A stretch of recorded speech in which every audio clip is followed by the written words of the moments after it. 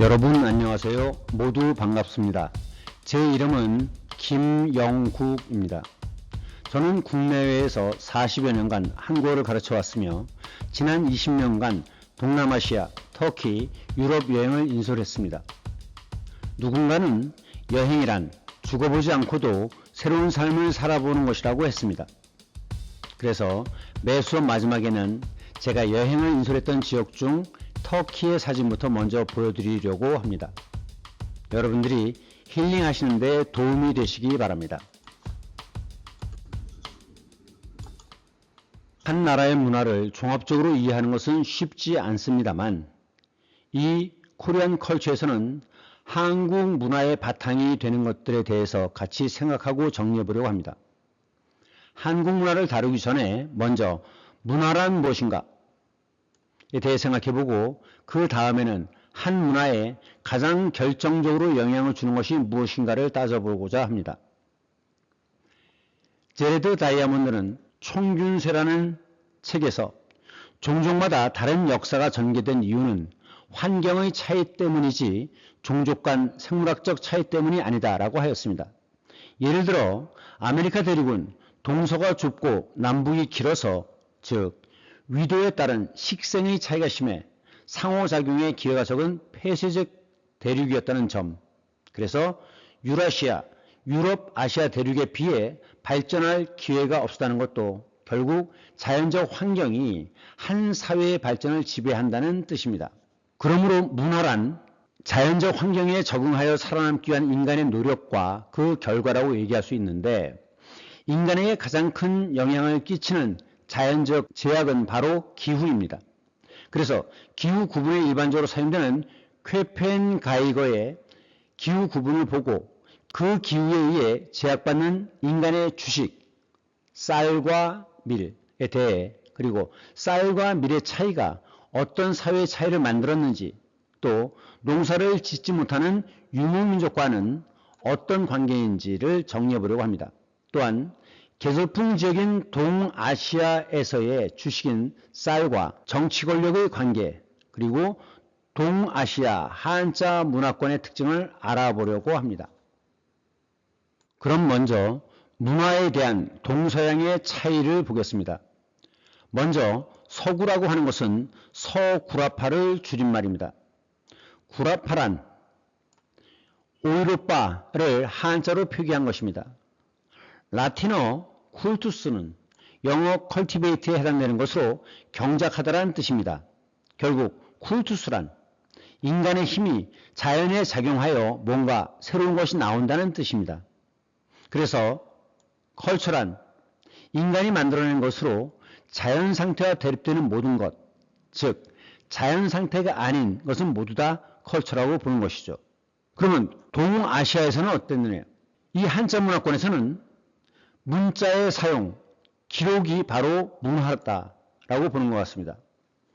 지금 이 글자는 사자입니다.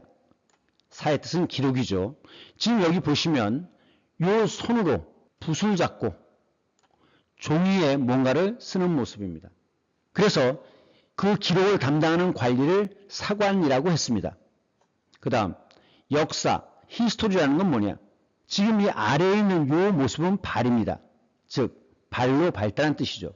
그래서 역사란 뭐냐? 바로 기록의 발자취란 뜻입니다.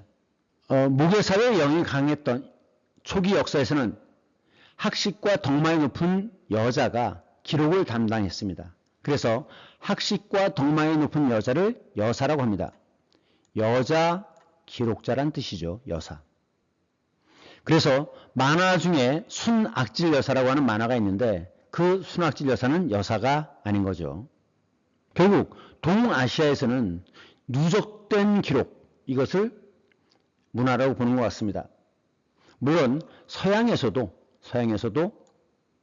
기록을 매우 중요시했고 그래서 대제국들은 도서관을 많이 세웠으며 그 다음 얼마나 도서관이 많으며 그 도서관에 책이 많으냐에 따라서 그것이 바로 국력의 상징이었죠. 마케도니아 출신 알렉산더는 오리엔트 지방 인도 접경 지역까지 영토를 차지했고 그 휘하의 장수 4명은 알렉산더 사후 각각의 영토를 차지했습니다. 그중 프톨레마이오스 왕조는 이곳 이집트 지역을 차지했습니다. 그리고 그 장수는 자신이 알렉산더의 정통 후계자임을 내세우기 위해서 이 도시 이름을 알렉산드리아라고 짓고 그 다음에 여기에 도서관을 적극적으로 후원했습니다. 그런데 주의해야 될 것은 이집트 이 후예들은 그리스인들입니다. 따라서 이집트의 여왕 클레오파트라도 역시 그리스인입니다. 나중에 로마의 시저가 이집트를 공격하면서 전투가 벌어졌는데 이때 알렉산드리아에 있는 도서관에 있는 책 4만 권이 전부 불탔다고 합니다. 그런데 카이사르 시저가 죽고 나서 그 후계자인 안토니우스, 이 지역을 차지하고 있던 안토니우스가 여기 베르가마라고 하는 에페소 부근입니다. 이곳에 베르가마의 도서관을 약탈해서 이 책을 클레오파트라에게 결혼 선물로 주었다고 합니다.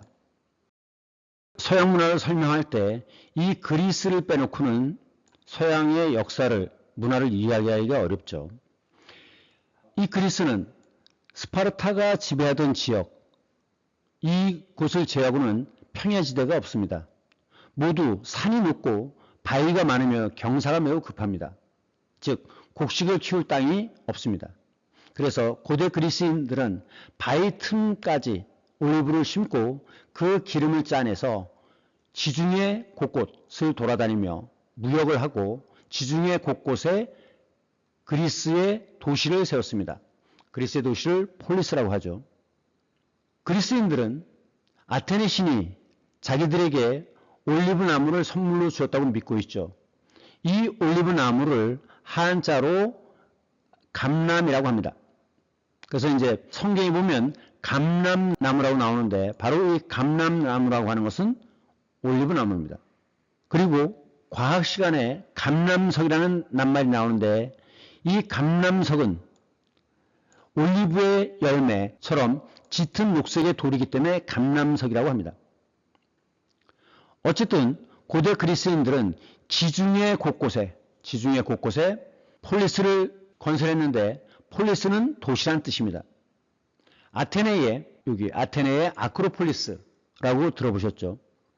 아크로는 꼭대기 높은 곳이란 뜻이고 아크로폴리스는 파르테논 신전이 세워진 아테네의 높은 언덕을 가리킵니다. 그리스인들이 곳곳에 건설한 폴리스 중에 대표적인 것이 호머에서 나오는 트로이입니다. 이 지역입니다. 그리고 또 알아야 되는 것이 여기 이 지역입니다. 이 지역은 로마 부근에 있는 라티움입니다. 이 이태리와 프랑스, 스페인어, 포르투갈어를 다 라틴어라고 하는데 결국 이 지역의 언어가 이태리와 프랑스와 스페인과 포르투갈까지 퍼진 겁니다. 이 라틴이라고 하는 것은 라티움의 형용사죠. 그래서 스페인, 포르투갈이 식민지로 삼은 중남미, 이곳을 라틴 아메리카라고 부릅니다. 다음, 벼농사 지역인 동아시아에서는 물이 매우 중요하기 때문에 물이 있는 곳 중심으로 마을이 형성됩니다. 하지만 물이 없는 척박한 땅에서도 잘 자라는 유럽의 밀농사 지역에서는 사람들이 굳이 강가의 낮은 곳으로 내려올 이유가 없었습니다. 아크로폴리스에서 알 수 있듯이 유럽인들은 높은 곳을 선호했습니다. 왜냐하면 유럽인들은 전염병이 낮은 골짜기를 타고 돌아다닌다고 믿었고 또 높은 곳은 외적의 침입을 막는 데 유리했기 때문입니다.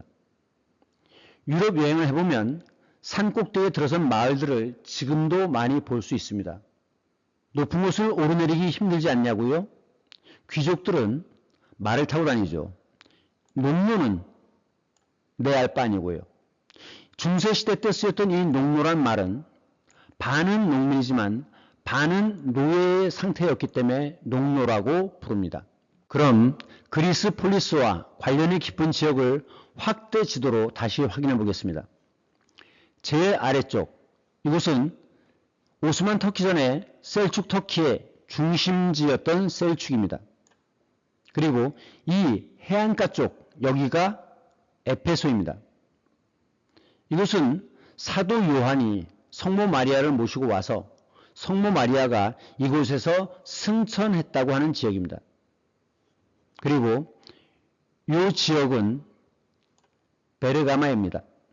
베르가마란 양피지, 양피지는 양가죽으로 만든 종이란 뜻이죠.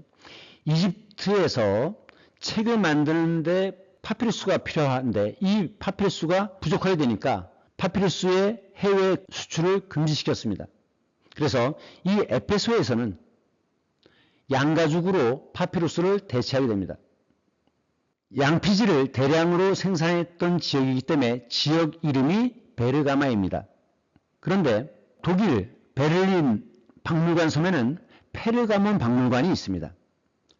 베르가마, 페르가몬 비슷하죠? 이 페르가몬은 베르가마의 독일식 발음으로 후발 제국주의인 독일은 영국과 프랑스가 털고 남은 크고 무거운 유적들을 훔쳐옵니다. 그래서 이 페르가몬 박물관에는 거대한 건물들, 즉 베르가마의 제우스 신전 제단, 그리고 바빌론의 이슈타르 문, 그리고 밀레토스의 시장문 등을 뜯어다가 전시한 박물관입니다.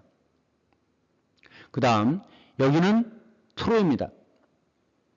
청동기 시대에는 구리와 합금해야 하는 주석이 이쪽으로 쭉 올라가면 흑해가 있는데 흑해에 가야 있었습니다. 그런데 이 트로이는 이리 흑해로 가기 위한 배들을 이 좁은 해협에서 딱 막고 통행세를 거뒀습니다. 그래서 불안해진 나라, 도시국가가 바로 트로이입니다. 그 다음 이곳은 오스만 터키의 최초의 수도인 부르사입니다. 이 사진은 부르사에서 공연되는 세마춤을 찍은 것입니다. 여기는 남녀를 구별하기 때문에 남자들은 아래에서 관람을 하지만 여자들은 모두 2층에 올라가서 관람을 해야 됩니다. 이 빨간 옷은 태양을 의미하며 이 주변에 있는 흰 옷들, 이것은 태양 주위를 도는 행성을 의미합니다. 즉 우주의 근본 원리를 회전해 두는 거죠. 그래서 회전을 통해서 신과의 합의를 이루는 것, 이것이 이 세마춤의 목적이라고 합니다. 또 한 가지, 지금 검은 옷을 입고 있는데 이 검은 옷은 무덤을 상징하고 이들이 쓴 모자, 이것은 묘비를 상징한다고 합니다.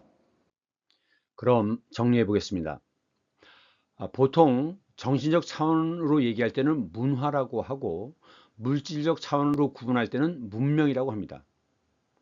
1980년대 사회문화 교과서에는 문화란 주어진 자연환경 속에서 인간이 살아남기 위해 환경에 적응해온 결과로 그 우열을 논할 수 없다고 하였습니다. 즉, 문화는 각 사회의 생활 양식을 반영하고 있으므로 절대적인 기준으로 판단하는 것이 불가능하다는 거죠. 그래서 서로 비교는 가능해도 선진 문화다, 후진 문화다 이렇게 얘기할 수는 없다는 겁니다. 그래서 문화 상대주의라고 하는 개념을 이해할 필요가 있습니다. 다양한 사회의 문화를 인정하고 각각의 문화를 그 사회의 고유한 환경 속에서 이해하고자 하는 태도, 이것이 바로 문화 상대주의입니다. 결국 문화란 인간 집단이 만들어낸 모든 생활 양식과 상징 체계로 구성원들을 체제 내에 편입시켜서 사회를 재생산하는 기능을 합니다. 그래서 해당 사회에서는 강력한 이데올로기로 작용하죠. 여기서 주의해야 될 점은 이데올로기라고 하는 것은 사실이란 뜻이 아닙니다. 허구란 뜻입니다. 허구. 그래서 문화란 결국 뭐냐? 자신도 인식하지 못하는 상태에서 영향을 받는 것으로, 예를 들면 독일의 나치, 그리고 600만 명의 유대인 학살, 그 당시에는 상당히 많은 사람들이 당연한 것이라고 믿었습니다. 일제시대 때 일본인들이 조선인이라고 욕하고 우리는 쪽발이라고 대응했던 거 마찬가지죠. 백인들이 니그로라고 불러대는 거, 또는 딸을 시집 보내는데 정작 당사자는 남편 얼굴도 못 보고 시집을 가야 되는 그런 가부장제 사회, 가장이 모든 걸 결정하는 사회를 가부장제 사회라고 하죠. 그 다음 남아선호 사상. 이 동아시아의 벼농사 지역에서는 어른이 될 때까지 아들이건 딸이건 키우죠. 그런데 아들의 경우에는 투자하지도 않고도 며느리를, 새로운 노동력을 하나 공짜로 데려옵니다. 그리고 딸을 시집 보내는 쪽에서는 기껏 투자를 해서 키웠는데 결국은 남의 집에 노동력으로 보내는 거죠. 그것도 공짜로. 그래서 동아시아 지역에서는 남자 아이가 태어나면 공짜로 노동력을 하나 얻기 때문에 이 동아시아 지역에서는 남아 선호 사상이 매우 강했습니다. 지금은 아니죠. 지금은 가장 불행한 사람이 아들만 있는 집이라고 하죠. 일본의 경우에는 오래된 가게, 노포라고 하죠. 오래된 점포 가게들이 많은데 1000년이 넘은 그 가게들도 수십 개가 된다고 합니다. 100년이 넘은 건 뭐 수만 개고요. 그런데 일본에는 독특하게도 화문화라는 게 있습니다. 화라고 하는 건 어울리다라는 뜻인데 일본 발음으로는 와입니다. 와문화라고 하는데 이 와문화는 서로의 경계를 침범하지 않는 것입니다. 그래서 가게가 잘 된다 하더라도 가게를 확장할 수 없죠. 그러다 보니까 오래된 가게들이 많다는 겁니다. 그 다음 이슬람 세계에서 흔히 있는 딸이 가족의 명예를 더럽혔다고 생각될 때 그 딸을 죽이죠. 이것을 명예살인이라고 합니다. 근데 문제는 이 문화라고 하는 것은 세뇌의 결과라는 점입니다. 세는 세차처럼 씻는다는 뜻이죠. 세탁, 세차, 세수, 세면처럼 씻는다는 뜻입니다. 그래서 세뇌란 뇌를 씻어내고 새로 집어넣는 것이 세뇌입니다. 그래서 이 문화에 동조하지 않으면 흔히 왕따시키거나 아니면 폭력을 당하고 심지어 중세 유럽에서는 마녀로 지목되면 손발을 묶은 다음에 우물에 던집니다. 죽으면 마녀니까 신이 죽였지. 만일 뭐가 잘못돼서 손발이 풀려서 떠올라서 살면 그러면 이거 마녀니까 살았다라고 해서 어차피 죽입니다. 바로 이 문화라고 하는 것은 세뇌의 결과라고 하는 측면이 매우 강하다는 걸 기억해 둘 필요가 있습니다. 네, 이 사진은 터키라는 나라가 지금 나라 이름이 튀르키예로 바뀌었죠. 튀르키예 이스탄불에 있는 성소피아 사원입니다. 동로마 시절 유스티니아 대제 때 지은 것인데 이것이 이제 오스만 터키 시절에는 회교 사원으로 쓰이다가 이 위에 달, 초생달과 별의 모양이 보이나 모르겠어요. 사원으로 쓰이다가 지금은 박물관으로 쓰고 있습니다. 네, 여러분 수고 많으셨습니다. 다음 시간에 뵙겠습니다.